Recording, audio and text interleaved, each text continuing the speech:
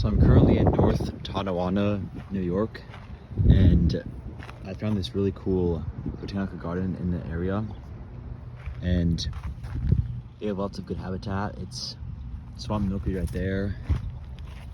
We got foxglove beer tongue,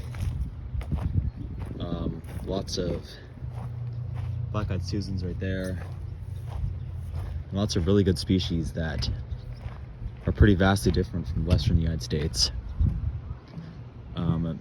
Really good goldenrods support lots of good species.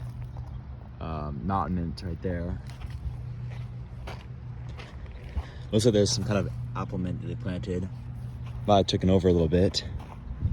Some coneflowers in there.